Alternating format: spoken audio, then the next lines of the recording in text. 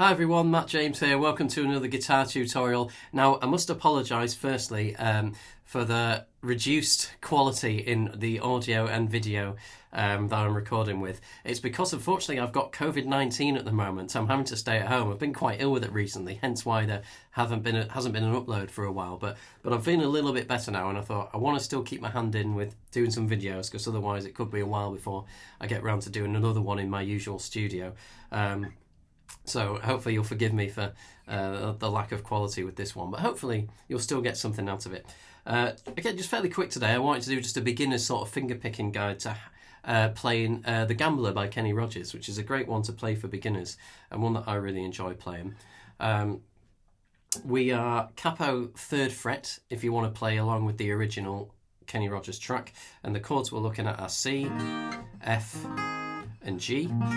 I'll just give you a quick demonstration of the chorus for the finger picking pattern that I do, so then you can sort of decide yourself, oh yeah, I wouldn't mind learning that, or you can think to yourself, oh no, I'm not that fussed, I'll just stick to chords or another style. So here's what the chorus sounds like.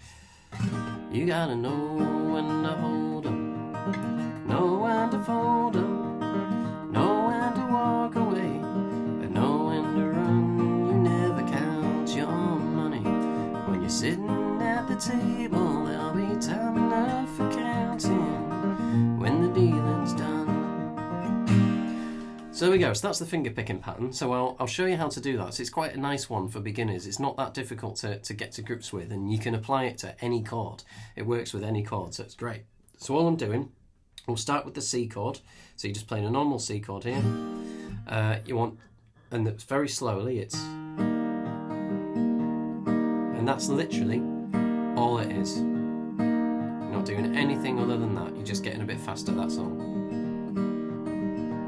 But it sounds nice. And all that is, so we'll start with the thumb. The thumb is playing your A string here. I say it changes with every chord, but we'll just apply it to the C chord for now. So the A string first, and then your thumb, your first finger and your second finger are all playing the D, G and B strings together. So like that. And then back to your thumb with the A string. And then your second finger is playing the B string. And then your thumb is playing the D string. And then your first finger is playing the G string. So again, really slowly, that's you back to your thumb, and then second finger, thumb, first finger. And that's literally the picking pattern.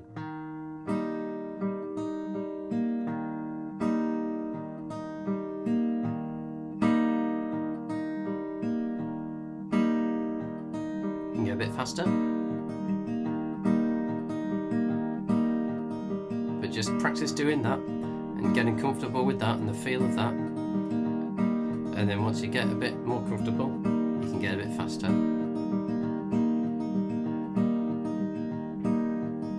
Make sure that you start off with it slowly. Don't try and run ahead with it too much. Just get nice and comfortable with it. And the good thing about doing it in the original key, especially if you're playing it by yourself, I play this in a band, and I play it in a different key because we've got a female singer, so she likes to sing it a bit higher.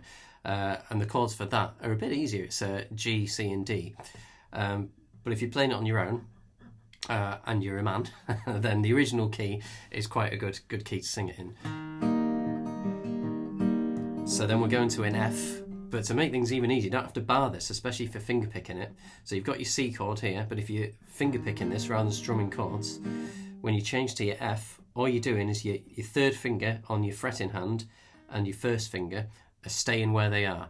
When you change to the F, all you're moving is your second finger is coming down to the G string on the second fret, relative to the capo of course, and then your little finger is coming down on the D string of the 3rd fret, so directly below where your 3rd finger is already. So it sounds like this. But we're actually only picking these. Again, same pattern, exactly the same string as the C chords, same strings as the C chord rather. So just switching between that C, F, back to C.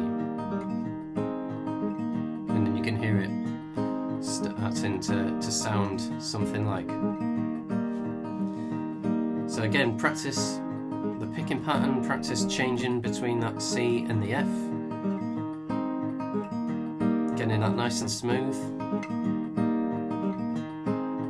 So as I say, you don't have to move your fingers much at all to change between them, and it still sounds nice. And then finally you got your G chord, and you don't have to play much here at all. Literally just, you want your either your third finger or your second finger, doesn't really matter which. I prefer to use my third finger because it's easy to get back to my C chord with that, but whatever you're comfortable with doesn't really matter much. But for this one, third finger on the bottom E string of the 3rd fret, and I'm playing the exact same finger picking pattern, but this time I'm just playing the bass string with my thumb instead, so the bottom E string where my 3rd finger is for the G note, but I'm still